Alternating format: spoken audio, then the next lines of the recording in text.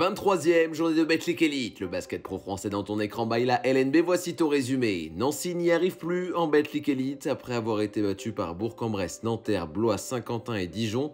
Le SLUC n'a pas su résister au Portel malgré un match à domicile. Un match à domicile surtout pour Bastien Vautier qui retrouvait son club formateur. Le All-Star signe encore une belle performance, un double-double, 16 points et 11 rebonds. La zone intérieure des Nancéens qui souffrent toujours autant en l'absence de Shevon Thompson. Les nordistes en profitent. Vautier est bien accompagné par le toujours aussi bondissant Fleming Jr. L'Américain coup sur coup va enchaîner les rebonds offensifs. Après un dunk de main, il s'offre une claquette pour donner 14 points d'avance à l'ESSM. Sylvain Lautier est hors de lui. Pour autant, même si Thompson est blessé, Singala Mata montre de belles choses dans un rôle supérieur, record de la saison pour lui avec 16 unités. Mais la messe est dite depuis bien longtemps pour les joueurs de Nancy. Le Portel shoot à plus de 55% de près. Ce dernier travail de Washington jette encore un peu plus le froid dans Gentilly. 20 points pour Philondrus Jr., 17 pour Washington, 16 pour Vautier. C'est beaucoup trop de points encaissés. 76-91 score final. Dijon-Limoges dans cette 23e journée. À Beaublanc, malheureusement pour la JDA, c'est un déplacement sans deux joueurs majeurs qui s'annoncent. David Holston et Jacques Allinguet sont à l'infirmerie. D'autres doivent donc prendre le relais. Dokossi en étoile filante traverse le parquet de Limoges, 11 points en 23 minutes. Des Dijonnais qui ne tiendront le rythme finalement que dans les 10 premières minutes. Après avoir inscrit 27 points, ils n'en mettront que 10 dans le deuxième quart. Les coéquipiers d'Appleby vont donc peu à peu s'échapper au score. Sur cette action, ils passent devant grâce à Ike Udano. 62-39, les locaux qui dévoilaient un maillot spécial pour saluer l'union entre le CSP et l'ABC à Limoges surdominent dans tous les secteurs. En attaque surtout avec des pourcentages exceptionnels, 66% à 2 points, 45% de loin. Nikolic a des cordes qui lui poussent sur la tête. Rarement aussi agressif, il enchaîne les actions positives, 18 points et des drives bien sentis. 80-59, l'écart fait mal pour les Bourguignons. Cameron McGusty ajoutera sa contribution personnelle en fin de partie, sans oublier les 16 unités de Nicolas Lang. Le club Limoges se relance. Troisième affrontement entre Strasbourg et Cholet cette saison, une victoire partout pour ces deux effectifs qui se sont croisés en Basketball Champions League. Les deux fois à la Meilleraie, cette fois c'est au Rhenus que ça se joue. La SIG compte bien s'adjuger la victoire à la maison. Tyrus McKee est concentré sur ce catch and shoot. Un deuxième quart où les Alsaciens tentent de s'échapper sans réellement y parvenir. Le match se resserre alors et Paul Lacombe va à son tour prendre ses responsabilités. Polo sur un très beau rythme depuis le début de l'année 2024. Cinquième match de suite pour l'international français à plus de 14 points par match. 17 cette fois contre CB. Du tir extérieur, du drive et de la course bien senti. Le tout avec 7 rebonds et 5 passes. 53-48. Strasbourg est déjà prêt à fêter ce succès à 10 secondes de la fin. Sauf que avec TJ Campbell, rien n'est impossible. Il arme et marque. Il reste 5 secondes au chrono. Mais les Strasbourgeois tiendront le choc mental pour s'imposer finalement 79-76 et dépasser même Cholet au classement. De retour à la Halle Vacheresse ce week-end après une victoire inespérée sur le tir de l'année à Blois, Roanne devait accueillir une équipe de Nanterre en bonne forme, 4 victoires sur les 5 derniers matchs. Pas le genre de choses qui va impressionner pour autant Antoine Dio qui d'entrée de jeu propose un tour de magie. 6 passes décisives au total pour le champion d'Europe 2013. Grady monte au cercle, sauf que Roanne peine pour scorer en première mi-temps, seulement 23 points en 20 minutes. Alors que Nanterre triomphe sur contre-attaque, notamment les franciliens savent se projeter très vite vers l'avant. Benjamin Sen claque un gros dunk, 12-26. Au retour des vestiaires, on sent que coach Jean-Denis Choulet a parlé. L'électrochoc a lieu, 27 puntos inscrits dans le troisième quart pour les Roannais. Tucker en mettra 22, Morin 9, dont 7 claquettes dunk. Mais les hommes de Pascal Donadieu ont trop d'avance et usent en plus de patience. Le ballon passe dans toutes les mains, libération pour conclure avec la zone intérieure. Falfay écrase ça. Le Sénégalais signe d'ailleurs son record de la saison, 21 points après 4 matchs à 20 unités.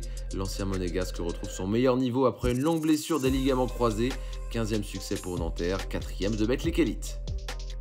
À l'arrêt depuis 3 rencontres en championnat, Le Mans espérait ressortir gagnant dans sa confrontation contre le promu Chalonnais.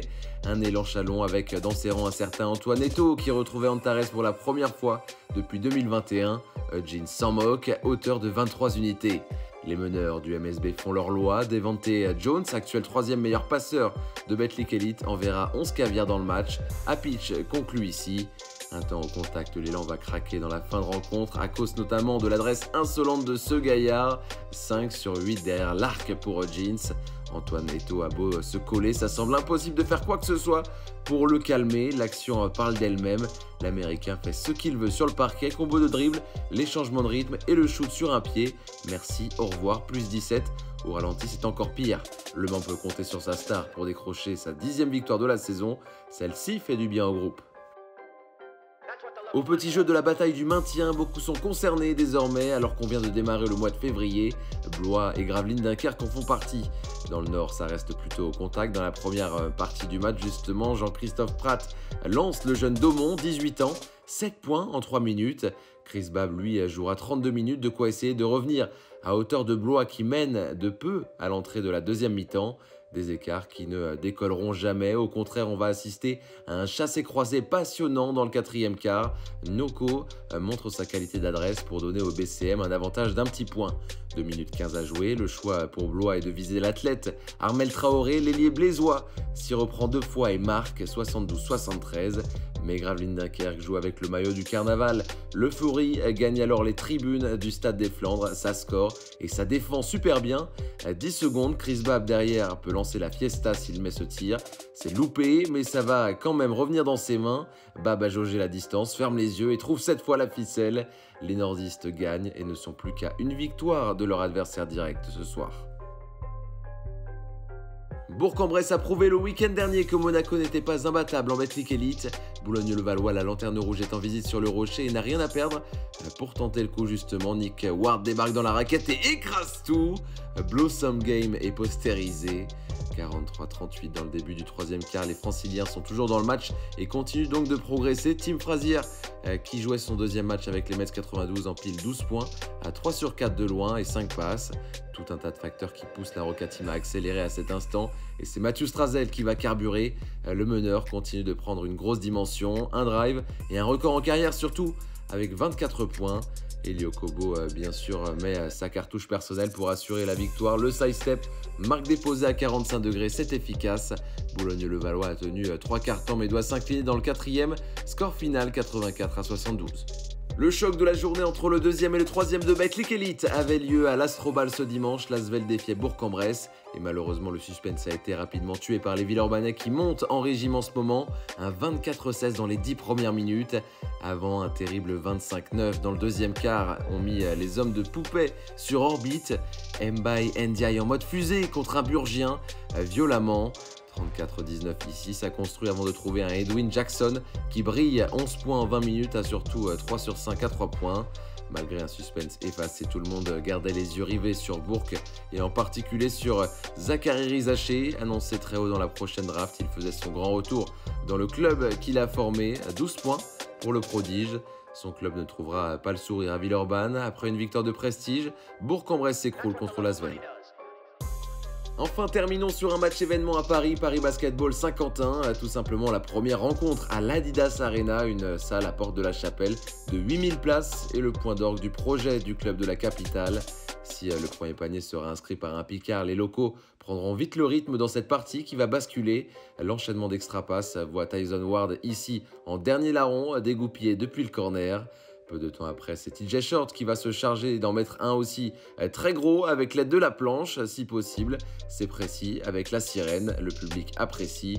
Les Saint-Quentinois resteront en vie jusque dans le troisième quart avant de lâcher 25-8 dans le quatrième.